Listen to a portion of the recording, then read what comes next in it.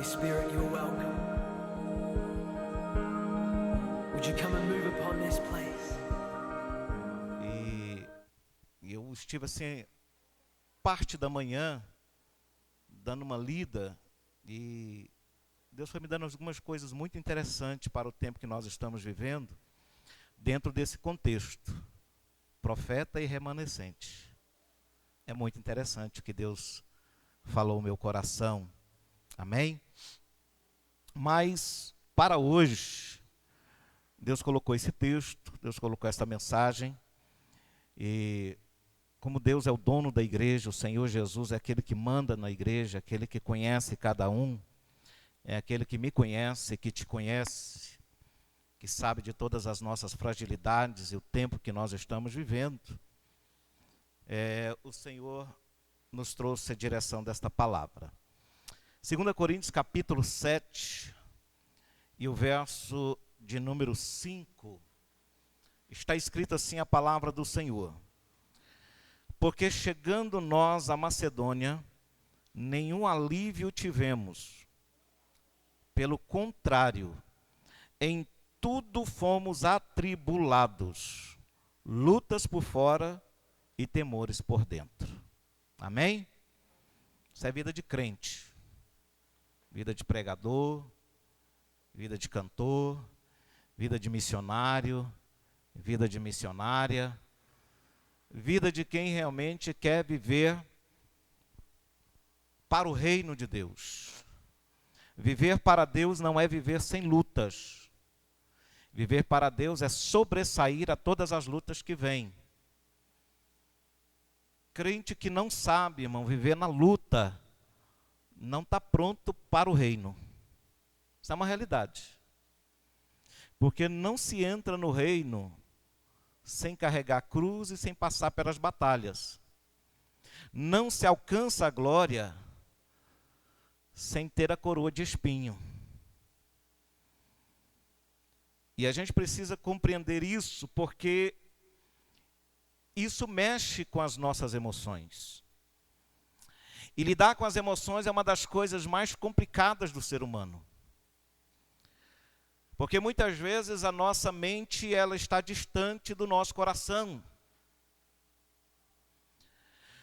Muitas vezes nós somos muito racionais. Às vezes a gente raciocina demais, pensa muito. E às vezes por raciocinar demais, por pensar demais, nós achamos que as coisas não deveriam ser da forma que o Senhor deseja que seja. Vou te dar um exemplo. Naamã viaja uma certa distância longa para poder receber a cura da sua lepra. Quando ele chega, que ele é recebido pelo profeta, que na verdade nem se apresenta para ele, ele manda o seu moço dizer para ele, vai lá no Rio Jordão e banha 7 vezes. Ele não age com a emoção, ele age com a razão. Ele para, pensa e diz, mas eu viajei isso tudo para chegar aqui, para banhar num rio sujo, sendo que lá na minha terra tem rios muito mais limpos do que esses. Ele está pensando, raciocinando, quando na verdade é o momento dele sentir com a alma e com o coração aquilo que Deus quer fazer.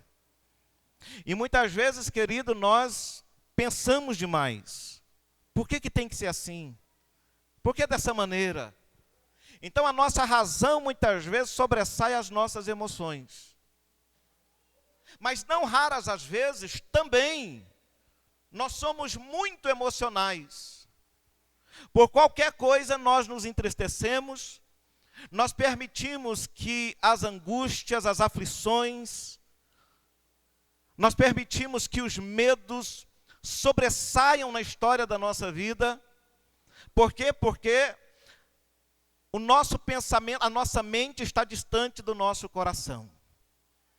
Isso é uma coisa que nós precisamos aprender a lidar, são com as nossas emoções, para que nós não sejamos carregados, não sejamos dirigidos, direcionados, e não nos tornemos vítimas das situações. Nós vivemos uma geração que se torna vítima de tudo. Uma geração que se vitimiza por qualquer coisa. E nós não podemos ser vítimas da situação. O Senhor Deus nos criou, nos fez, para que nós pudéssemos ser donos da nossa história. Para que nós possamos construir a nossa história. Não sermos vítimas dos acontecimentos. Muita gente tem sido vítima dos fatos negativos. Muitas pessoas permitem que as emoções negativas assumam controle da sua história de vida. Que os piores pensamentos, os piores sentimentos, as piores coisas tomem conta e comande a sua história.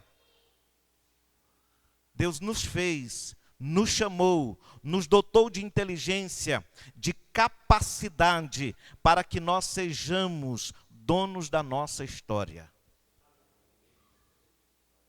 Se tornar dono da história, irmão, não quer dizer ser independente de Deus.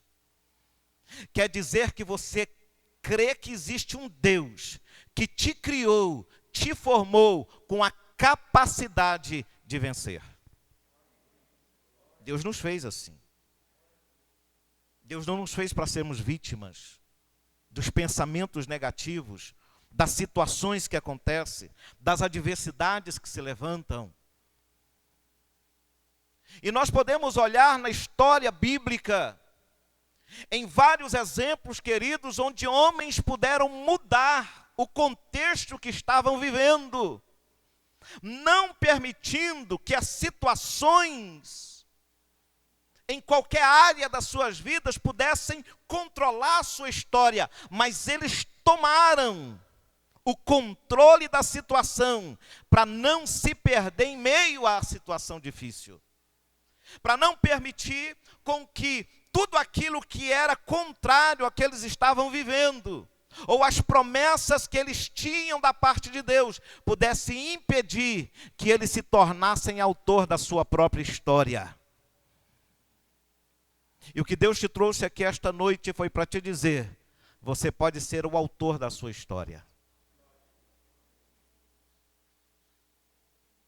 O futuro depende do que você está escrevendo hoje, do que você está sentindo hoje, de como você vai reagir diante dos sentimentos que estão permeando a sua alma, o teu coração, os pensamentos que estão direcionando a sua história de vida.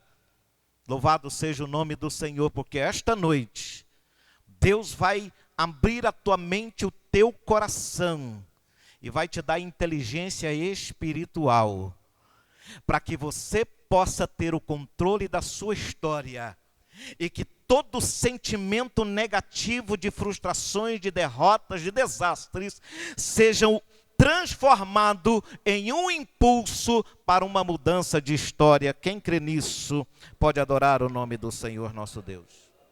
Muito bem. Nós podemos, queridos, por exemplo, olhar Êxodo capítulo 18. Todos conhecem essa história do capítulo 18 de Êxodo. A Bíblia nos diz e declara que Moisés, o homem de Deus, chamado pelo Senhor, profeta do povo de Deus, usado em milagres extraordinários, alguém que viu a glória de Deus, os grandes milagres que aconteceram no chamado de Moisés, desde o primeiro momento que ele tem um encontro com Deus, até o último momento da sua história, um homem que Deus falava face a face com ele. Um dia alguém fez o desafio lá, e disseram assim, por que é que só Moisés, que pode ser profeta no nosso meio, por que é que só Moisés pode entrar na presença de Deus e falar com ele? A gente também pode. Por que que só ele tem essa oportunidade? Nós também temos. Nós também deveríamos ter esse direito. Tem muita gente boa no nosso meio. Só que Deus, quando escolhe, não está preocupado com gente boa. Está preocupado com gente de coração humilde. Porque nem toda gente boa tem coração humilde. Não é porque alguém dá uma cesta básica para alguém que tem coração humilde. Não é porque alguém estende a mão para alguém que tem coração humilde. Nem sempre. Uma atitude boa significa um coração humilde. Aí Deus precisa se levantar, chamar o povo, reunir e dizer a seguinte palavra para eles: saiba de uma coisa, se existe algum profeta no meio de vocês, me apresente, porque eu não conheço. Porque mesmo se tiver um profeta no meio de vocês, eu falo com ele em sonhos, mas com Moisés, eu falo face a face. Porque tem gente, irmão, que Deus só através de sonho.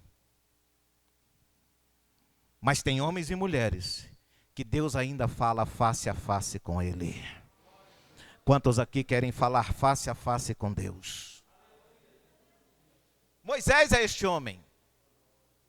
Mas há um momento da vida de Moisés que Moisés não consegue perceber a situação e a desorganização que está à sua volta. Ele não consegue perceber e entender, a sua mente não consegue captar. E por causa das emoções, Moisés era um homem que amava o povo de Deus. Moisés era um homem que amava aquele povo que ele tinha tirado, tanto amava, que Deus disse assim: eu vou destruir esse povo, Moisés, e através de ti vou levantar outra nação. E Moisés se coloca entre o povo e Deus e diz assim: se o Senhor for destruir o povo, me mata junto. Veja como era o amor de Moisés por esse povo. E a Bíblia diz que Moisés está atendendo o povo, todos estão sendo atendidos por ele.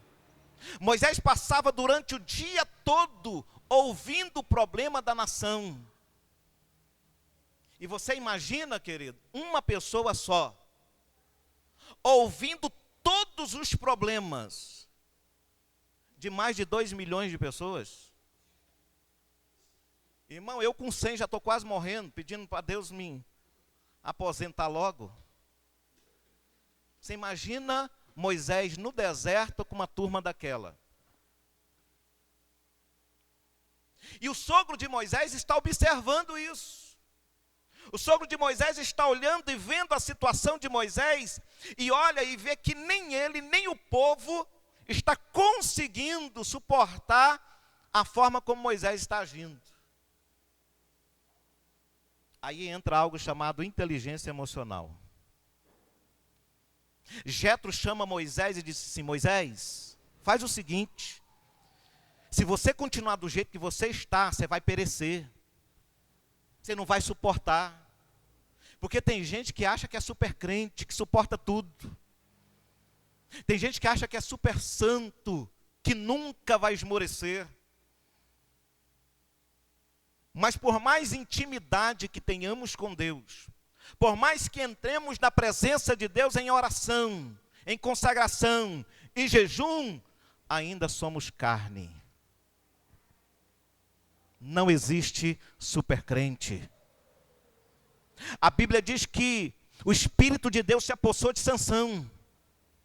Irmão, não foi qualquer coisa não, foi o Espírito Santo. E Sansão está lutando com 1000 homens. Mas houve um momento que mesmo cheio do Espírito Santo, vencendo 1000 homens, a Bíblia diz que ele teve sede, que ele cansou.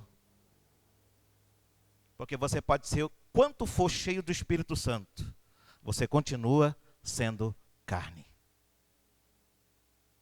Ser cheio do Espírito Santo não aniquila a sua humanidade. Ele continuava cheio do Espírito Santo, mas cansou, teve sede.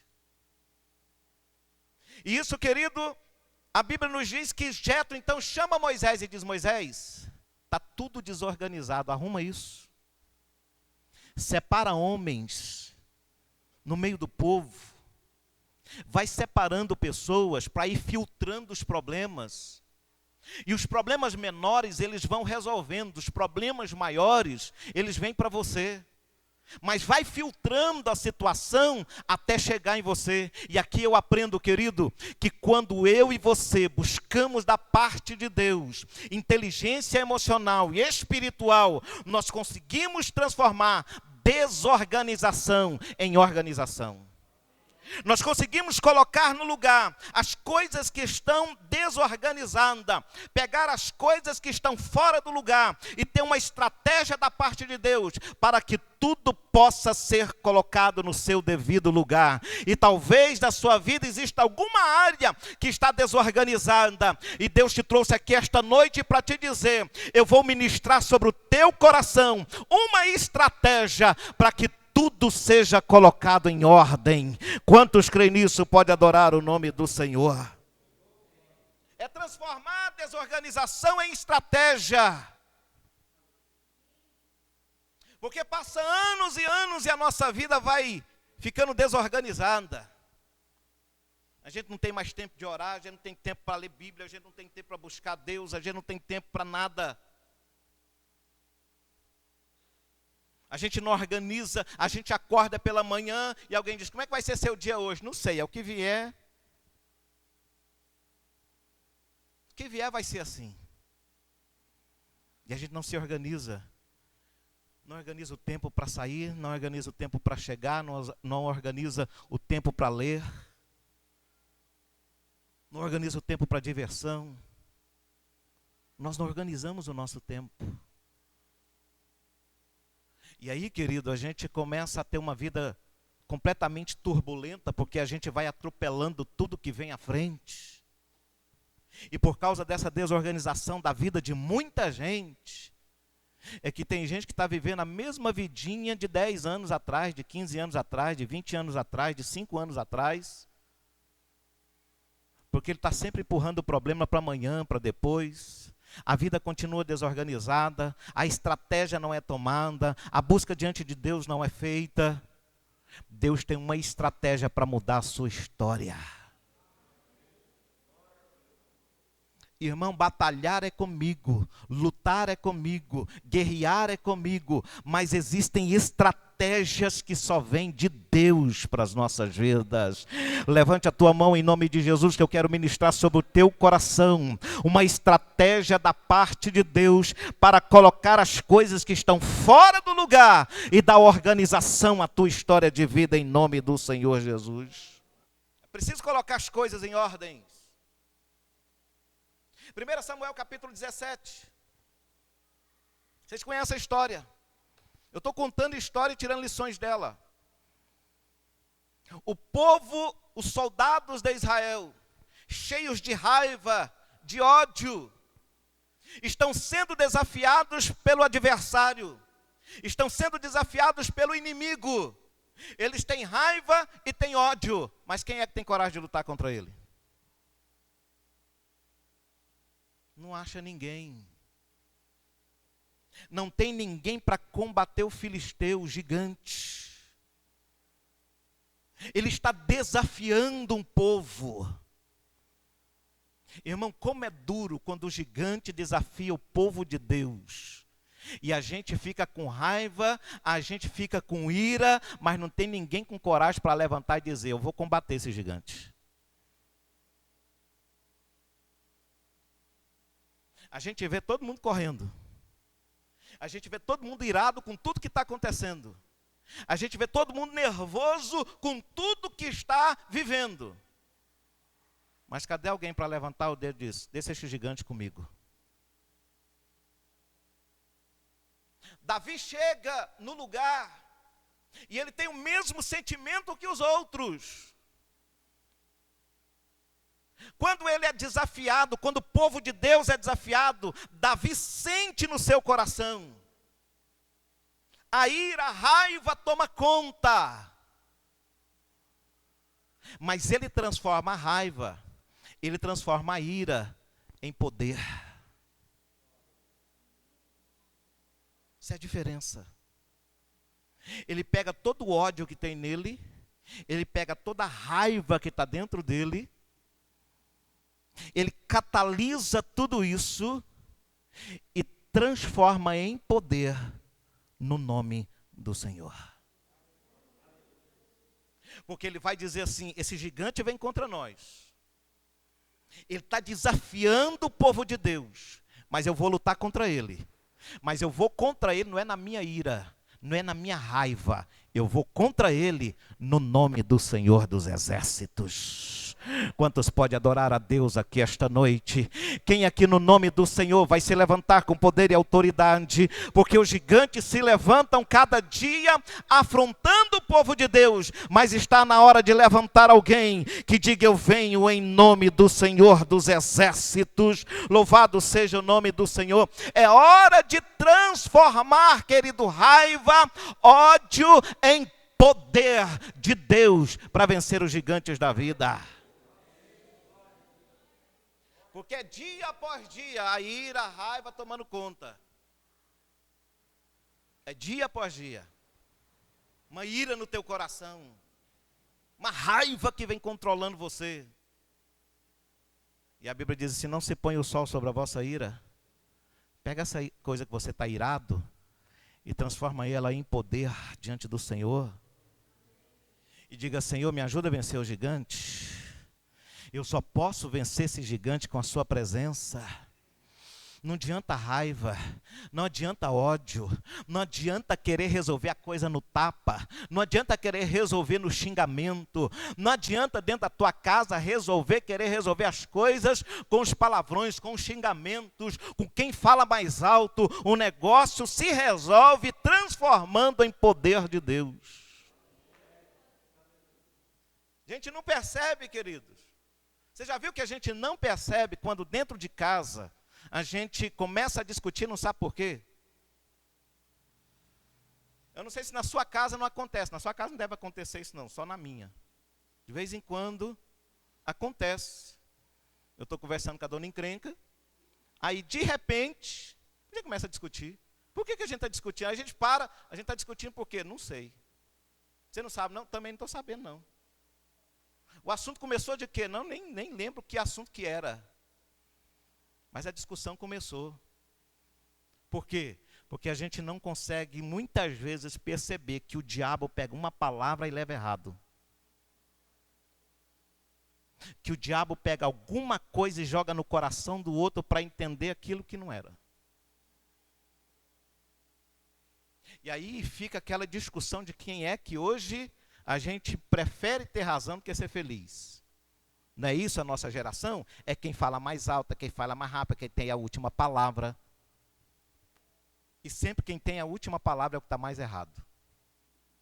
Quanto mais alto você fala, menos razão você tem.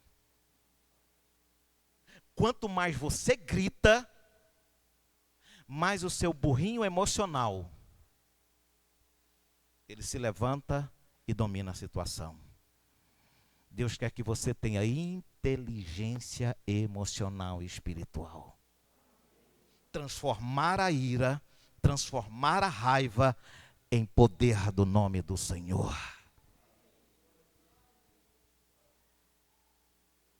Quarta-feira, hoje é terça? Não, foi quarta não. Domingo. Eu acordei pela madrugada umas 2 vezes. Eu lembro que a primeira vez que eu acordei, minha esposa estava dobrada com os joelhos orando. Aí ela estava orando, eu virei para o outro lado, disse: fica aí. E ela está orando. E eu tentei dormir, não conseguia. Atacado constantemente na mente. Pensamentos constantemente atacando a minha mente. Aí eu percebi que não era comigo. Era com ela, porque ela não conseguia se levantar.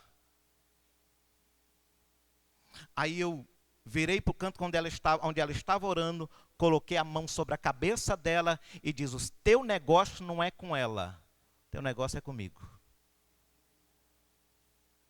Você sabe para quem que eu estava dizendo isso, né? Coloquei a mão sobre a cabeça dela e disse: seu negócio não é com ela, seu negócio é comigo. E quando eu terminei de dizer isso, ela relata, ela diz para mim: o que é que você disse? Porque eu disse isso sem que ela ouvisse. Ela disse, o que é que você disse? Aí eu disse, por quê? Porque ela disse, eu senti que você entrou numa guerra por minha causa. Aí eu disse assim, eu pedi a Deus para que guardasse a tua mente e o teu coração. Agora e eu para vencer o negócio depois? E eu para dormir depois? Apenas em um pensamento de não permitir que aquele espírito maligno perturbasse a minha noite de sono. Eu disse, Senhor, eu vou a Ti para que esse pensamento que vem para tentar nos impedir de dormir e descansar saia agora em nome de Jesus. Não vi a hora que eu dormi, nem vi a hora que eu acordei. Se você não tiver discernimento de espíritos malignos que entram à noite e perturba a tua casa, perturba a tua esposa, perturba teu esposo, perturba os teus filhos.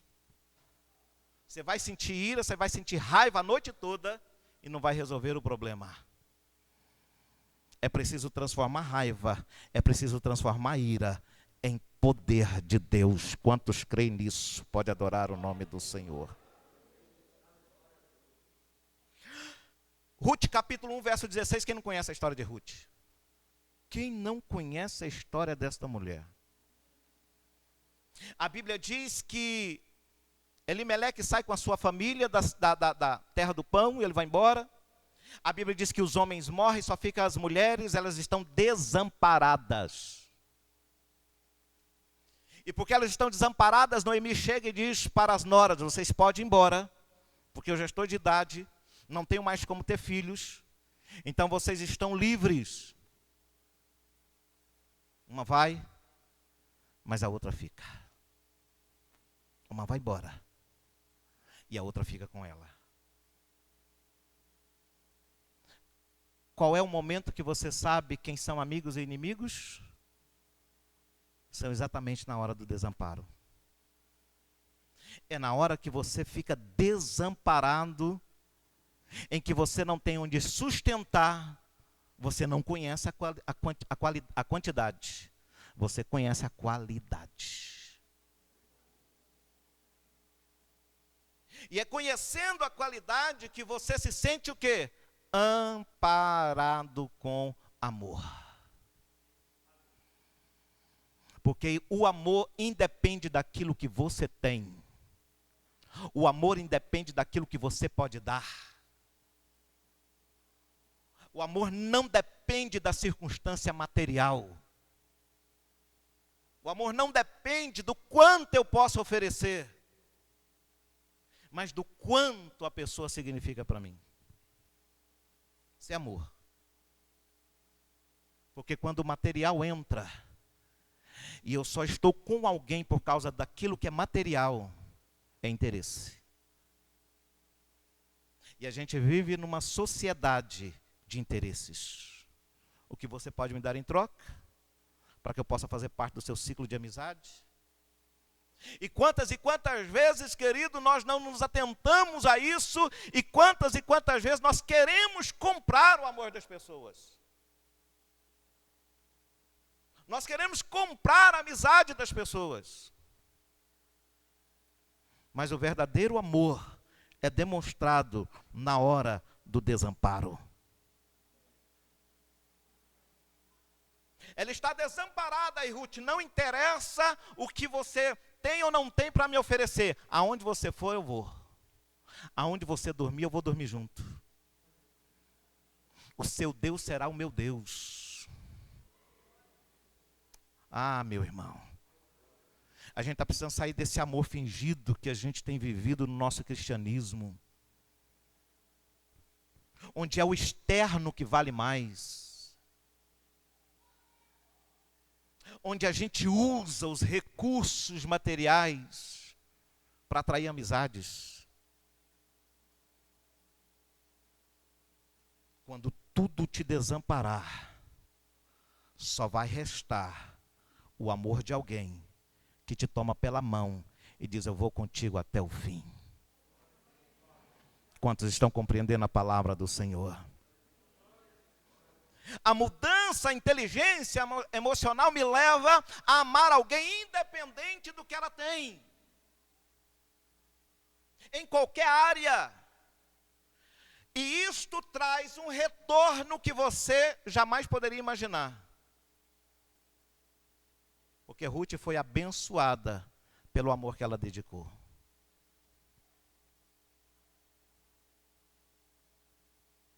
Todas as vezes que você ama de verdade, que existe um amor profundo no teu coração, quando você toma pela mão alguém que todos desprezaram, você pode ter certeza, há um Deus no céu que vê todas as coisas, está preparando a recompensa lá na frente. Está na hora de transformar desamparo em verdadeiro amor. Quantos podem adorar a Deus por isso? Isaías capítulo 38. Nesse tempo que a gente está vivendo, se o profeta Isaías estivesse aqui, seria difícil demais ouvir o profeta Isaías. Porque geralmente o profeta Isaías ia chegar e dizer: ô, arruma tua casa, porque tu vai embora. Organiza tudo, põe tudo em ordem, porque você vai morrer. Ele foi enviado pelo Senhor a entregar o recado para Ezequias, e o recado era de morte. Irmão, a gente só quer ouvir profeta que fala coisa boa. Se falar para você, conserta. Se falar para você, muda. A gente não dá muito moral para esse tipo de profeta, não. A gente não quer muito ouvir esse tipo de gente. Nós só queremos ouvir aquele que afaga o nosso ego. Que diz, como você é bom. Como você é maravilhoso. Como você, onde você põe a mão, tudo prospera, tudo é bênção. Como o Senhor é contigo. Esse tipo de profeta que a gente quer ouvir. E que a gente muitas vezes dá ouvido. E é nesse meio de profetas que a gente se perde muitas vezes. Porque às vezes o profeta fala aquilo que Deus disse assim: eu não falei nada disso, tenho nada a ver com isso. O profeta Natan, grande amigo de Davi, chegou para Davi e disse: Davi, o que você está pensando? Eu estou pensando em construir uma casa para o Senhor. Natan disse: pode fazer que Deus é contigo. Foi assim ou não foi? Natan chega e diz: o que é? Você quer fazer o quê? Eu quero fazer a casa do Senhor. Estou planejando, vou fazer uma morada, porque eu moro numa casa boa, não é a casa do Senhor, não pode ser daquele jeito, tem que ser uma casa melhor, e eu vou construir uma casa para ele. Natan disse: faz que Deus é contigo. Quando ele ia saindo, Deus chamou Natan e disse: ei, peraí, vem cá. Quem foi que mandou você falar para Davi fazer a casa? Não, você sabe como é que é, né? Eu sou amigo dele. Disse: você é amigo dele, mas não mandei você falar? Agora você volta lá e conserta o que você disse. Porque Davi não vai construir casa para mim.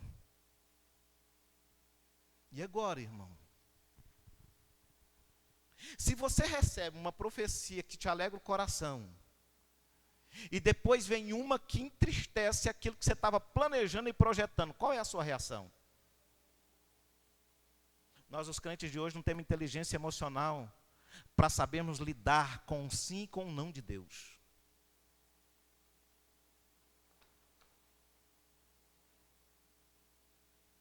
Davi, quando recebeu da parte do Senhor, disse: não é você que vai construir. Você sabe o que é que ele fez? Ele não foi chorar, ele não foi resmungar, ele não foi falar de Deus, não foi falar do profeta. Falou uma coisa, agora está falando outra. Disse uma coisa, agora está dizendo outra. E que não sei o quê, disse que era meu amigo, e que não sei o quê. Davi simplesmente se entregou à vontade do Pai. Davi disse: eu não vou construir, mas eu vou colaborar com a construção. Não importa se é você que vai construir, não importa se é você que vai fazer, o que importa é você fazer parte do projeto que Deus tem.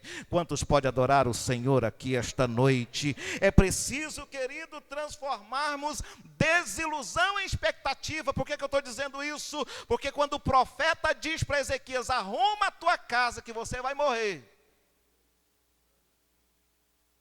Ezequias, ele vai achar Deus num lugar muito extraordinário, no canto da parede. Ele vira o seu rosto para a parede, ele vai chorar e vai buscar ao Senhor.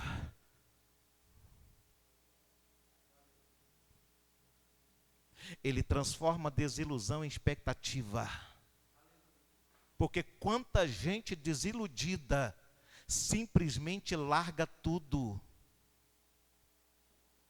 Irmão, que geração de crente desiludidos são esses que a gente tem? Aliás, que se desilude, não sei, por qualquer coisinha. Ai, pastor, estou desiludido com isso, estou desiludido com o tempo, estou desiludido com o governo, estou desiludido com a igreja, estou desiludido com o pastor, estou desiludido com o irmão, estou desiludido com a irmã.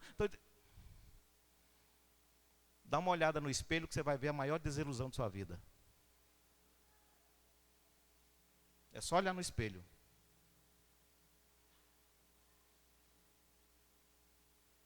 Ezequias vai buscar a Deus e dizer: Senhor, eu tenho sido fiel diante da sua presença. Aí entra uma segunda coisa. O que é que você tem plantado no reino de Deus para você ter moral de falar com Ele? Qual é o depósito que você tem no céu? Qual é o depósito que você tem no reino de Deus? Porque Ezequias tinha depósito no céu para dizer: Senhor, eu tenho sido fiel, Senhor, tenho andado na tua presença, tenho buscado o Senhor, tenho sido reto diante do Senhor. Ele não está se justificando. Ele está colocando tudo aquilo que ele é diante do Senhor. E dizendo: Senhor, se eu continuar, eu vou continuar sendo o que sou e vou melhorar. Porque geralmente, queridos, a gente acha que está muito bom. E Deus está dizendo: eu preciso que você melhore um pouquinho mais. Não é assim a nossa vida? Não, pastor, mas eu já estou orando. Quantas vezes você ora, irmão? Uma vez por semana. 10 minutos. Depois do almoço. Antes de deitar o soninho da beleza. Aí ele ora 10 minutos e dorme 2 horas. Que oração. Aí disse: eu estou bem com Jesus. Então, às vezes você está indo na casa do Senhor uma vez por semana. Agora não está podendo fazer festa, não está podendo chamar pregador. Mas eu vou uma vez por semana ou vou na ceia. Ou às vezes nem na ceia eu estou indo. Por quê? Porque geralmente tem um churrasco do fulano de tal, tem um aniversário não sei de quem. Tem um casamento do papagaio da minha vizinha. Mas eu estou indo, de vez em quando eu vou. E a gente acha que está muito bom. Deus está dizendo para você: é preciso ir um pouco mais.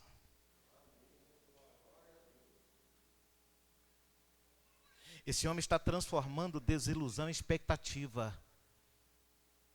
Porque se ele recebe uma sentença da parte de Deus, quem é que pode mudar a sentença? Só Deus. E ele não recebe aquela sentença e cruza os braços e diz: já que Deus falou agora, vou morrer mesmo. Porque não tem crente que é assim: irmão, sabe, Jesus falou, Jesus falou, Jesus falou. Jesus disse, Deus falou, está falado, né, irmão? Mas a oração tem o poder de também mudar os decretos que Deus determina. Aqueles em que Deus diz: você vai morrer. Ele ora, ele busca a Deus, ele busca a presença. Houve um decreto da parte de Deus, houve uma palavra da parte de Deus. Quem é que pode mudar nisso? Quem é que pode mexer nisso? O poder da oração. Louvado seja o nome do Senhor. Até ímpio, irmão, quando se arrepende diante do Senhor, decreto de Deus é mudado. Deus falou para Jonas, vai a Nínive e diz para eles que eles vão morrer, eu vou destruir tudo. Jonas chega, dá o recado, o rei joga a coroa no chão, se veste como saco de cinza, baixa um decreto e diz, ninguém come, vai todo mundo jejuar, do grande ao menor e até os animais. E quando eles fazem isso, Deus suspende a sua ira e derrama da sua graça sobre aquele povo. A oração transforma. Talvez eu poderia não estar aqui hoje,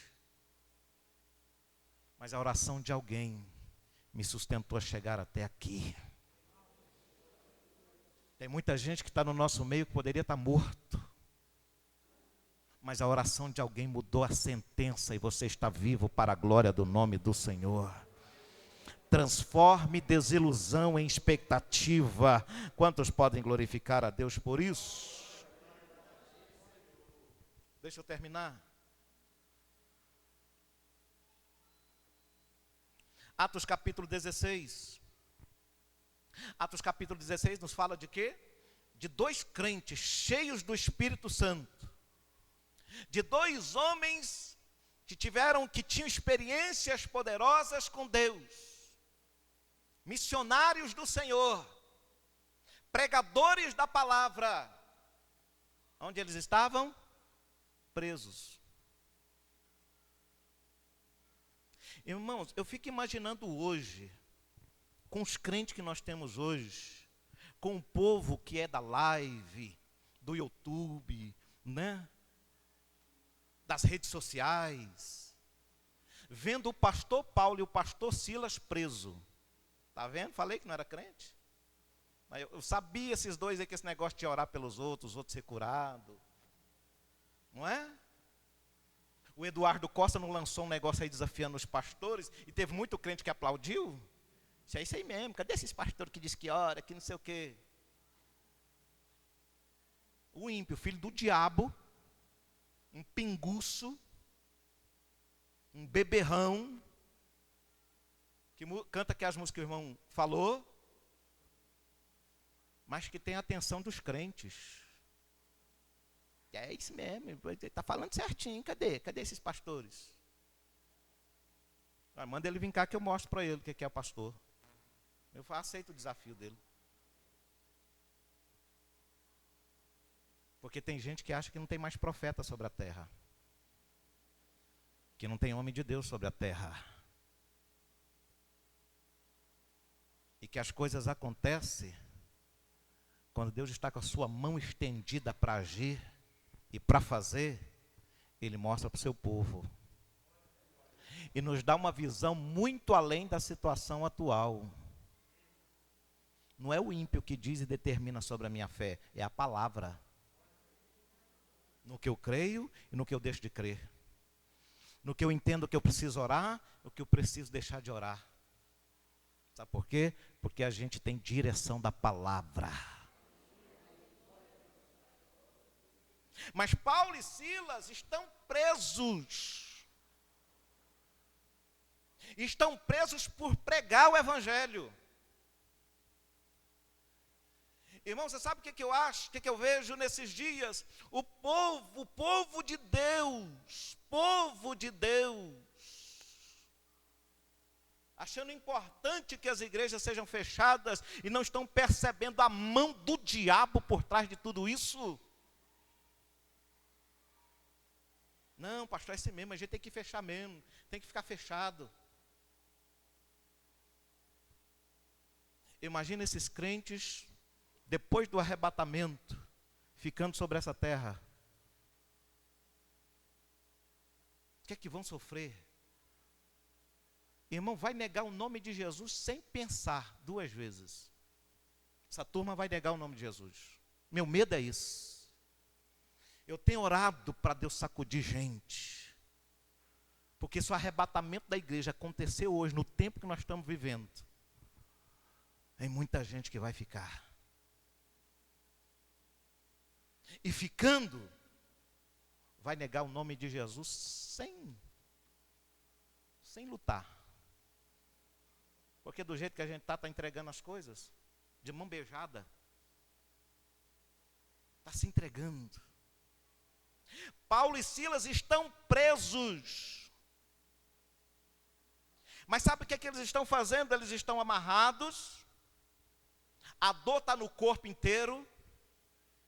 Eles estão numa posição difícil. Numa prisão escura, úmida, gelada. Mas sabe o que eles estão fazendo? Eles estão adorando o nome do Senhor. Eles estão cantando. Eles estão glorificando a Deus. Porque sabe o que eles veem? Se vêm amarrados, mesmo pregando o Evangelho, mesmo falando do amor de Jesus, mesmo fazendo os sinais que estão fazendo, e eles estão amarrados, eles estão dando glória a Deus. Por que nós estamos presos? Nós estamos presos por causa do nome de Jesus, glória a Deus. A gente não está preso porque matou alguém, a gente não está preso porque está roubando alguém, a gente não está preso porque a gente é indigente, nós estamos presos porque a gente está falando de Jesus. Vamos glorificar a Deus por isso. Tem crente que não suporta uma lutinha e já está reclamando de Jesus, está querendo largar tudo. Ei, meu irmão, levanta a tua mão hoje, aceita Jesus como Senhor e Salvador da sua vida, deixa Deus ser Senhor da sua história. Transforma essa dor em louvor na presença de Deus. Porque tudo que Deus ouve do teu coração é só reclamação, é só murmuração. Ai, está ruim aqui, está ruim nisso, está ruim daquele jeito, está ruim daquela outra forma. Ah, porque eu não vou para a igreja, porque quanto mais eu vou, mais problema eu tenho. Porque eu estou na igreja, eu enfrento isso. Porque eu estou na presença do Senhor e me passo por isso. Eu não passava por isso quando eu não era crente. Eu não vivia assim quando não era crente. Ei, Deus está querendo ouvir um louvor da tua boca. Porque o louvor da tua boca pode abrir as cadeias. O louvor da tua boca pode enviar o anjo. O louvor da tua boca pode estremecer os cárceres. Louvado seja o nome do Senhor Jesus. E às vezes Deus faz com a gente como fez com Pedro. Estava morrendo todo mundo. Estava matando o crente para tudo quanto é lado. Aí Deus pegou Pedro e disse: Pedro, vem cá. Esconde um pouquinho. Aonde, Senhor? Que eu vou esconder? Na cadeia. Irmão, Deus esconde a gente num lugar estranho. E a gente fica assim: meu Deus, o que é que eu estou fazendo aqui? Que situação é essa? Por que é que eu estou vivendo isso? Aí Deus pega Pedro e diz: fica escondidinho, Pedro, deixa passar a noite. O negócio lá em cima está pegando fogo, o trem está feio, perseguição está demais, tem pescoço correndo. Fica aqui, esconde aqui. Até Deus enviar o anjo e libertar Pedro. Não importa a prisão, não importa a situação. Deus está no controle e observando todas as coisas. Transforme dor em louvor no nome de Jesus. Ao invés de abrir a tua boca para reclamar, para murmurar, comece a glorificar o nome de Jesus. A irmã veio reclamar comigo. Não é daqui, irmã, por isso que eu posso falar. Que se fosse daqui, eu não ia falar, não. A irmã veio reclamar comigo: pastor, só preciso orar, pastor, porque Deus precisa dar uma tarefa para o meu marido. Eu disse: como assim, irmã? Não aguento ele mais dentro de casa. Eu disse: mãe, conta essa história direito. Não, pastor, ele agora parou de trabalhar. Não está trabalhando mais. Ele está dentro de casa 24 horas. E a gente fica em casa. E está difícil. Aí eu disse: me conta um pouquinho dessa história. Ela foi contar a história. Estavam os dois orando para o homem aposentar. Os dois fazendo campanha para o homem aposentar. Aí o homem aposenta, a criatura agora vai reclamar. Eu disse: irmã, se você quiser eu oro para Deus tirar. Só pode. Se quiser eu oro, Jesus vai e tira a aposentadoria depois para trabalhar de novo. Murmurando. Antes passava dificuldade, passava necessidade. Agora Deus tem abençoado. Os dois podem ir para a igreja, fazer a obra. Eu disse, irmã, vai arrumar umas casas para vocês visitar. Chega no seu pastor e fala para ele, pastor, nos usa na missão. Nós queremos ir junto. Dá uma tarefa para a gente. Tem gente que não sabe, irmão, ser agradecido pela bênção que recebe. Tudo no tempo, no propósito de Deus. Deus está sobre a sua história, em nome de Jesus. Transformadora em louvor. Vai murmurando. Vai murmurando. Vai reclamando. Vai tentando sair do problema. Para você ver onde é que Deus te joga. Que quando a gente reclama muito daquilo que a gente pediu, ou reclama muito daquilo que somos abençoados, aí Deus diz assim, tá bom, não tem problema. Vou te arrumar uma luta. E foi o que eu disse para ela. Deus pode te arrumar uma luta. Deus pode te arrumar uma tribulação. Deus pode te pegar e levar para longe.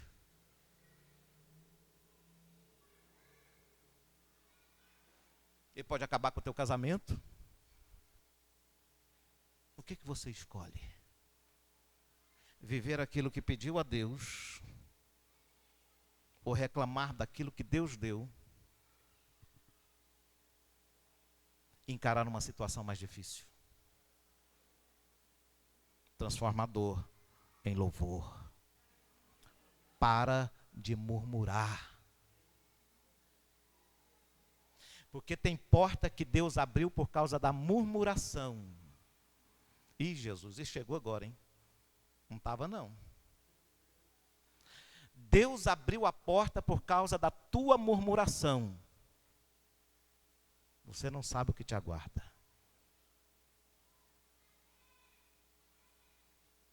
Deixa eu terminar. Senão vocês vão embora antes de acabar a mensagem. Em último lugar, capítulo 28, do verso 1 ao verso 6, todos conhecem. O ministério de Jesus foi marcado por quê? Foi marcado por bênçãos. Foi marcado por milagres. Foi marcado por ação poderosa.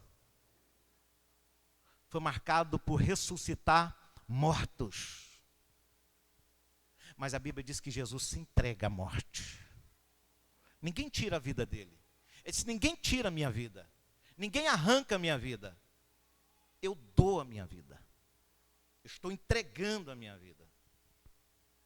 Não foi o diabo que matou Jesus. Não foram os romanos que mataram Jesus. Não foi Judas que matou Jesus. Jesus se entregou. Por quê?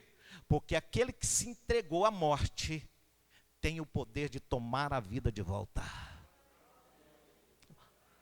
Deus está querendo levantar um povo no seio dessa sociedade, cuja autoridade, o poder e a unção sobre a sua história de vida transforma a morte em vida. Aonde você chegar, recebe isso em nome do Senhor Jesus. Você vai ser instrumento de vida em lugares de morte que você chegar, porque Deus quer que você transforme morte em vida.